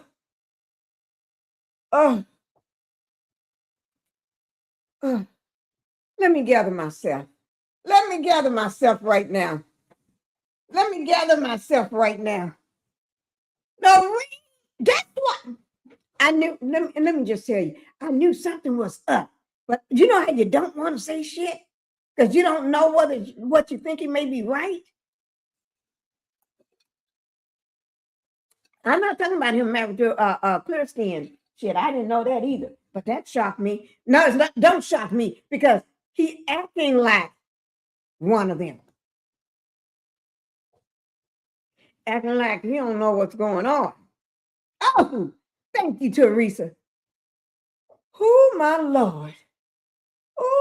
Let me just let me take a spill right now. Well, let me put this on while I take a spill. Gather myself. Okay, this is only 5 minutes and 10 seconds. This is another friend of Nolan's. Okay, it's only 5 minutes, and I'm gonna rest my nerves on that one. Ooh, another one of Nolan Wells' friends, in fact, refers to himself as his best friend, has been interviewed. And some of the things that he said in the interview are worth noting. So I want to talk about them here. So watch this short clip from his interview. See, I haven't seen that guy's interview. That young. Oh, yes, I did. I seen one of them. I did see one of them with Officer Tatum. I saw his interview with him. But he did other interviews, 2 or 3 other interviews. And I want to see those. Okay? Exactly. That's why I Googled him. I'm glad you did. And wasn't sounding right in his question. I'm glad you did. It didn't sound right. You and then stick around. Let's talk about it. Did you have anything to do with Nolan's death? No. This Do is you- the interview I saw right here with Officer Tatum, right here. Let me write something down so I won't forget. Because I'm gonna make a date so we can watch his interview.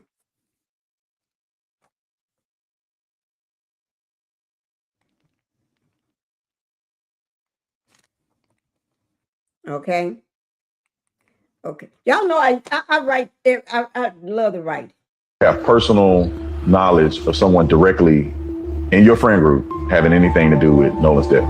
No. After watching the interview, that was the clip that stood out to me the most, and I want to tell you why. But first, I want to point out, I find it very interesting that both of the friends so far have agreed to be interviewed by that particular interviewer.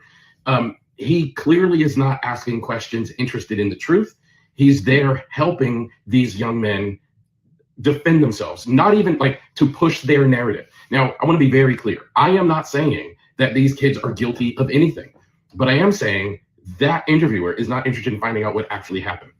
In that clip, he asked the young man, he asked Tristan, did you do anything to Nolan? Or do you know of any of the other friends that did anything to Nolan? It's a very interesting question to ask. If he was in fact interested in the truth, when the young man said no, he would have said, then what do you suspect happened? He would have said, do you know anyone else that might have done anything to Nolan? He would have asked follow-up questions that were leading towards the truth. I perceive the best reason that these kids are most comfortable with him doing the interviews is because he's not actually asking any questions about the truth. Right. He's being very soft and allowing them to push their narrative. Now, as I watch this part of the story, this part of the clip, this part of the interview, I do want to point out a couple of things that as a psychotherapist who makes a living interviewing people, doing sessions with people, there were 2 things that stood out to me that I would be interested in clinically. The first thing, actually there's 3. The first thing is he sat with his arms crossed the whole time. And that is a non-verbal communication of I'm protecting myself. That is a non-verbal way of saying I'm protecting myself from what is here. Your body almost can't help it when you're in situations like this. And these are the sorts of things that we are trained to attend to. The other nonverbal thing that he is doing, and he does this throughout the entire interview, and so did the other friend being interviewed by the same person, is he's leaning away from the conversation, almost as if there's like the conversation itself is a tangible object that he wants to lean away from. So the entire interview, his body language is very stoic and very much leaning away. And that would be something to me that I would note, and I would be thinking, I wonder what is happening here. Another thing that stood out to me, and people, when I talk about the way that as a clinician, I would be thinking about their body language and their voice and the tone in these interviews. Everybody grieves differently, so on and so on. But I'm actually not talking about grief. I'm talking about communication, and more specifically, trauma. Losing someone that you're referring to as your best friend 2 weeks ago, roughly, should impact you and should impact you in a significant way. But here's the real key that is present in this particular interview. You are under suspicion that you were involved, and your friend group was under suspicion that you were involved.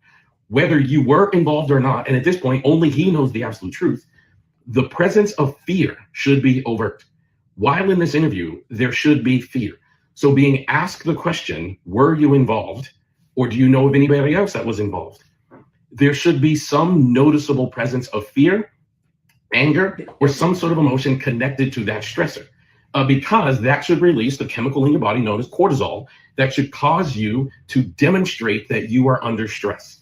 So for him to very, very calmly just say no to both of those questions, again, I don't know that he's lying, but I do know that that's unusual. And as a clinician, that is something that I would definitely be noticed. I would definitely be aware of as it was happening when I was interviewing him. And I would definitely want to investigate and ask further questions.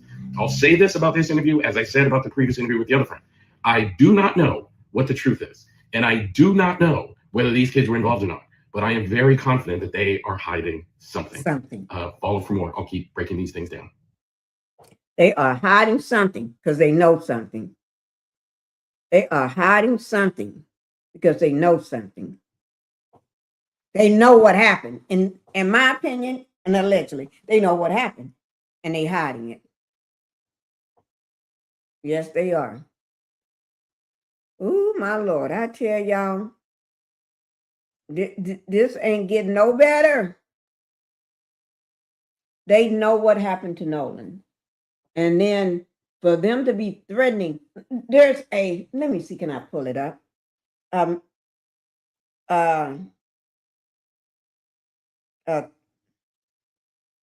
read it to y'all. I may have it.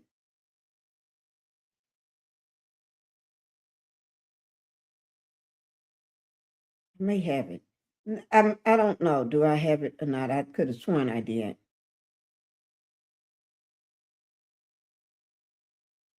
Don't have it. I'm supposed to have that.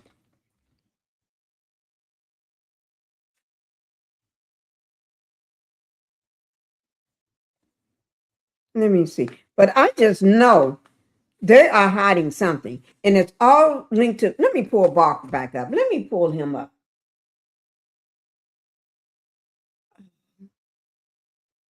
Until I get him up, we're going to watch this last one before we leave. But I want to read that little statement to you all, but I got to find it. I need to find it in my phone.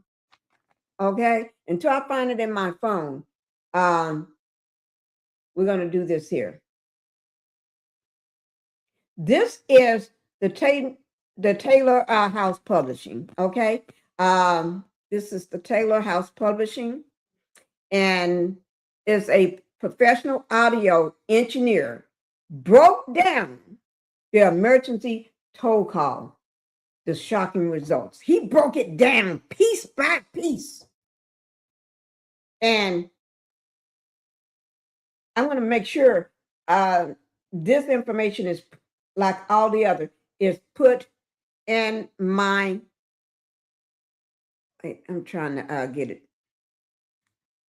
I'm going to make sure this information is put in my description box like I do everything else, because we need to, let me see. We need to make sure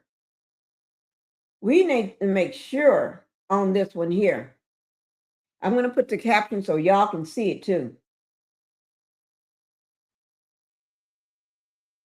Okay, there it is. Let me, I'm at the beginning. Y'all ready? This is not long, 14 minutes and 11 seconds. What you're looking at on the screen and why I chose to approach this audio the way that I did. As a professional audio engineer with experience in dialogue editing, dialogue cleanup, sound design, and post-production, I decided to work on that toll call. If she do all that, she knows what she's doing. Using traditional audio. If she does,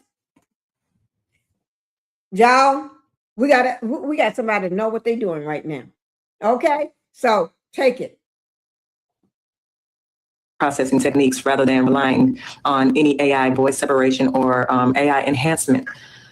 My goal was pretty much to preserve as much of the original recording as possible while making the quieter dialogue and background audio easier to hear. I'm going to do So I basically use techniques such as subtractive EQ, compression, gain adjustments, noise reduction, frequency isolation, and other traditional processing methods.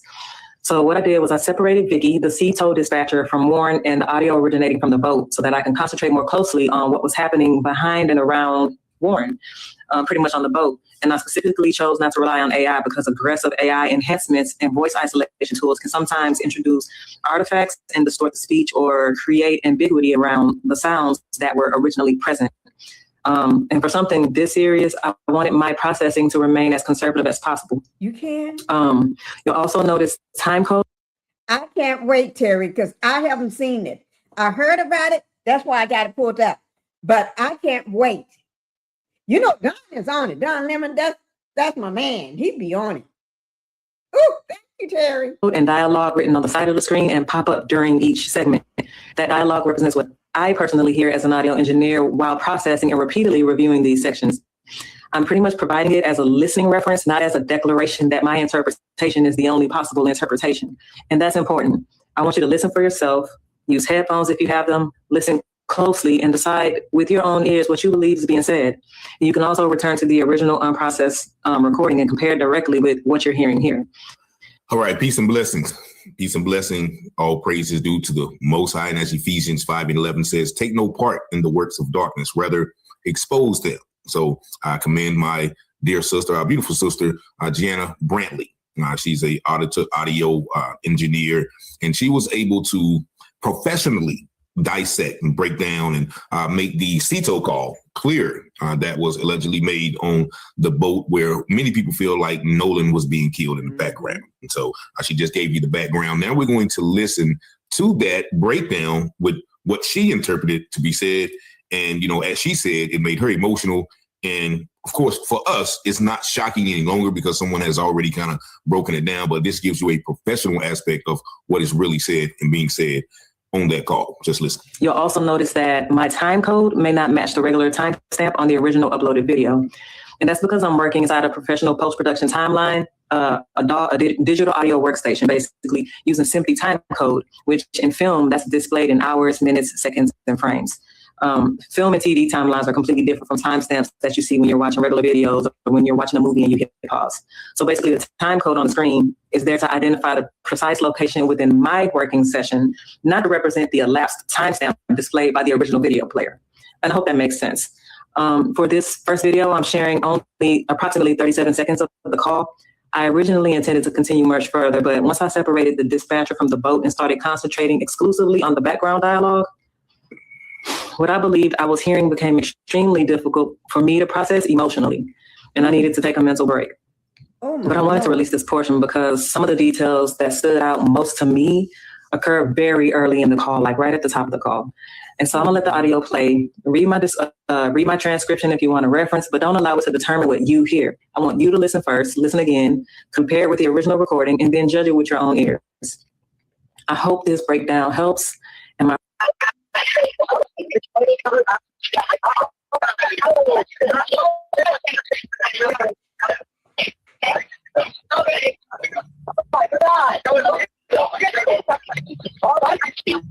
Hey, we're at the west tip of Horn, and our village pump stopped working. We're thinking, can y'all please come? We have a membership. Oh, shut the fuck up! And we'll stop it right there before we listen to it again. As you heard the lady say, I want to hear that part again. Interpreting what she heard, she wasn't able to emotionally process. She was only able to do and perform this exercise on 30 seconds of the call. So hopefully our sister will be able to get more done so we can hear some of the things in the background. But from what I hear, she is spot on. When they said, oh, is he really dead? And somebody says, do you think we can cover it up? And they said, and then the female voice said, is he really dead? And then somebody says, oh my God. Oh my God. And then at the end of the call, because you remember Warren kept referencing his buddy Bart.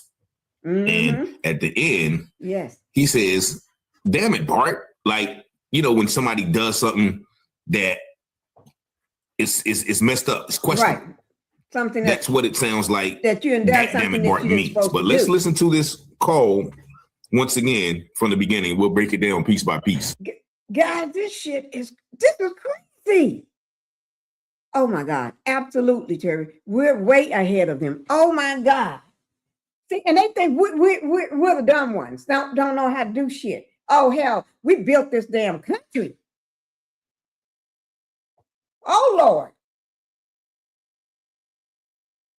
Oh my Lord, this is really, now we've been hearing it and seeing and picking up on pieces, but this is it is a little too much. But it needs to be covered. Can we cover it up? Yeah, I thought all about that.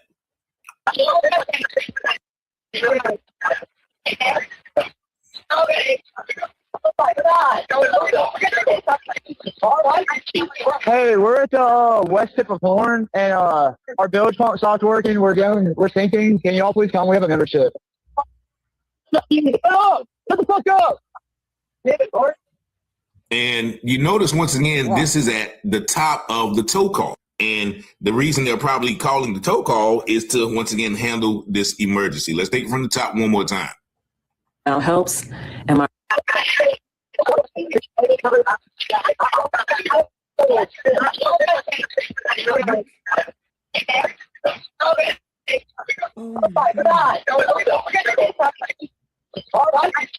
Hey, we're at the west tip of Horn, and our bilge pump stopped working. We're sinking. Can y'all please come? We have a membership.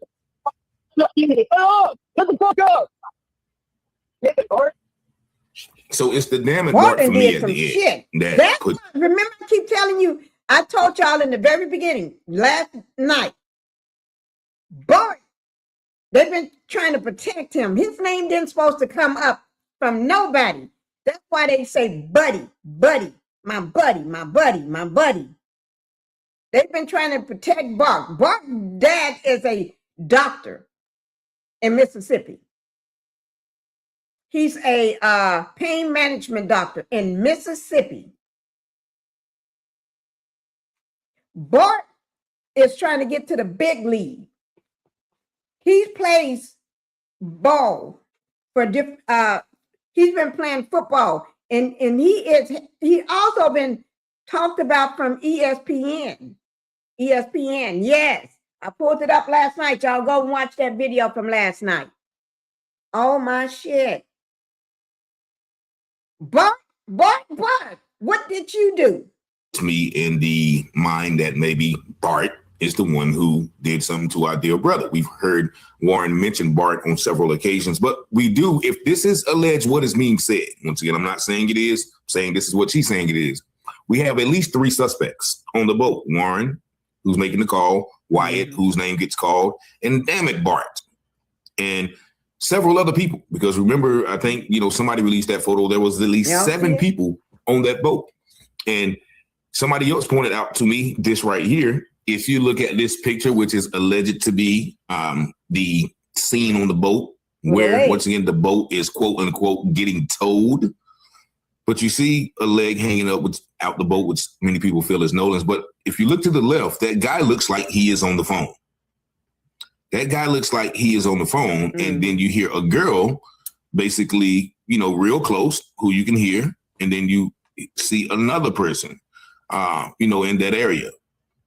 And so to think that this is the point where Nolan, once again, was killed is not far-fetched. If what we hear on that call is true, because they're checking on him and say, is he dead? Is he really dead? Oh, my God. So it's almost like maybe they were just up there torturing him, punching him, and, you're going to be our punching bag until we get home type deal. And then they may have went too far. Allegedly. I'm not saying that this is it, but, they're yelling like, get up, like they've been, throwing them down, wrestling with them, elbowing them, whatever the case may be. But, of course, the 2 nurses that alleged to have someone has saw the body that was transported said that, he looked like he had been tortured. Looked like his face had been burned. And you have to also ask. And I'm going to bring that video up. I did see that video. It was 2 nurses, 2 Black women, nurses. They was talking about the body. Tomorrow we're going to, I'm going to mark that so we can talk about that tomorrow. I can bring that video up. What's the closed casket? Now, it could be because. Have anybody seen that video about with the 2 nurses? Terry said one is out there doing a whole lot of talking and Bart is in hiding. Yes, because Bart is trying to become pro. He wants to be a pro football player. He's trying to get to the big league, and he's been playing for different colleges and everything. So they're trying to keep, because he's almost there. He's already been featured or talked about on ESPN and everything else. This is Bart. Bart and his family is paying the way for him to get there. So they supposed to be keeping Bart's name out of it. His name don't supposed to be brought up in nothing. That's why he keeps people refer to him as buddy. They're buddy. But we're gonna watch the 2. I'm gonna try to bring up the 2 nurses video tomorrow. The coroner down there in Mississippi allowed the body to decompose so badly that there was no way to have a closed casket. And I think that decomposition was done purposely to prevent, any of the evidence to support nothing other than drowning. But once again, the question is, if he did drown, I see a lot of people say, "What are you? He drowned. He got drunk and drowned." When did he go in the water? He just, after they drove off in the boat and after he walked away from Katie, he just walked into the water right around everybody else and just fell in the water and drowned. And nobody saw nothing. So that is the point that nobody is even addressing, when they do these mock scripted interviews with these people. So they say they got them some evidence and they're going to present it to the grand jury. We are going to wait and see what that evidence is. But once again, many people think that, Nolan was possibly killed by his supposedly friends. And so once again, y'all let me know what y'all think about this new breakdown of the audio. Y'all see the number 919-587-7782. I really thank y'all for liking, watching, and subscribing to this channel. And as always, I pray you have peace and blessings. And as the scripture says, all things. Y'all hear that? Did y'all hear that? Did y'all hear that? That was hard. Did y'all want me to just go back and we listen to that part again before we leave? Let's just go back and hear that part again. Okay? Let me just go back to that part.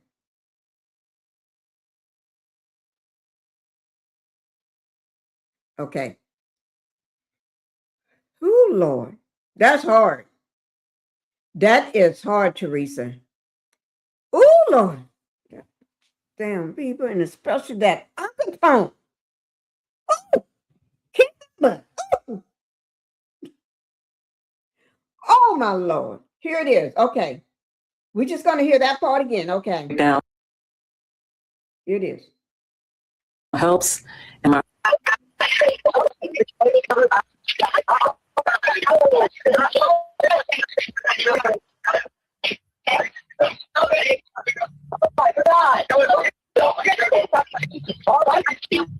Hey, we're at the west tip of Horn, and our bilge pump stopped working. We're thinking, can y'all please come? We have a membership. Shut the fuck up! And we'll stop it right there before we listen. Yes, it's the. Oh, I don't want to say it. We just saw it. We just saw that. I'm not going to ask. To it again, as you heard the lady. Working, Y'all see that? Somebody said, can we cover it up? Yes, though. I thought all about that. Okay. Oh, okay. I think it's, you killed him. Absolutely dead. Is the dead? Is he dead? Somebody asked. Then somebody said, yeah, Nolan. Oh my God, Nolan, wake up. And something but clear. Something I can't see that word good. Then they said Wyatt. Somebody called him Wyatt with an exclamation point, yelling his name. Y'all cover. It said, I think this is y'all wake up, get him up or something like that. Then it says, y'all get it up. I'm gonna get this clearer. See how I get that clear tomorrow. Damn it, Bart. No, Nolan really dead now. Oh my God. Oh Lord. I tell you guys. Whew. This is too much. This is too much to bear. This is too much to bear. So we're going to talk more. He didn't nobody know who he was until yesterday, last night. And I brought it on my channel last night too, in my live. But I wasn't the first person. It was a few big content creators was talking about it. But only thing we can do is pray for Nolan. Pray for Nolan. Rest in peace, Nolan. Pray for his family. Wish the best for his family to be able to put this behind them.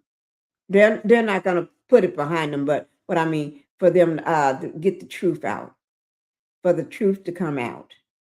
You know what I'm saying? for them to find the answers, because the mother and the father wants to know what happened. Anybody wants to know that. And for the people in Mississippi, they're doing all these death threats, and for the investigator teams and the authorities in Mississippi, they're doing an awful job. They're trying to, in my opinion, cover shit up. If I just have to say it like that, they're trying to cover shit up. That's what they're doing. Tell this mother what happened to her child. Is this his body being, is that his leg? It don't look like nobody else's leg.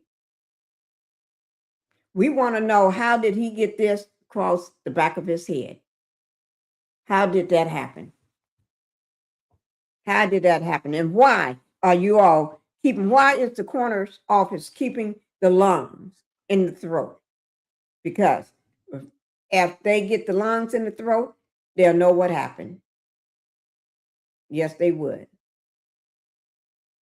Terry, it will. Thank you. Someone is going to break. Somebody's going to break. You're right about that. Somebody's going to break. And why did they send the body to the DC without the throat? Because they don't want to send, because there's markings. You can tell if there's pressure or something been strangled or anything, you'll be able to tell. They know what they're doing. You answered it. They don't want that stomach, because, the lungs. They'll be able to tell whether he got water in his lungs, whether he drowned or not. They'll be able to tell. And they trying to hide this. They trying to do everything they can to hide. But they don't realize we are some smart people. We're gonna have it figured out while they still looking dumb. We're gonna figure this out. And we're gonna figure it out. And then when we figure it out, they have no other choice but to come clean. Because they all gonna lose their jobs. They're all gonna be jobless. They're all gonna lose their jobs. Yes, they are. They're going to lose their job. You're going to lose your job. I need to put that video up tomorrow. You're going to lose your job. Okay. Thank you guys for being here.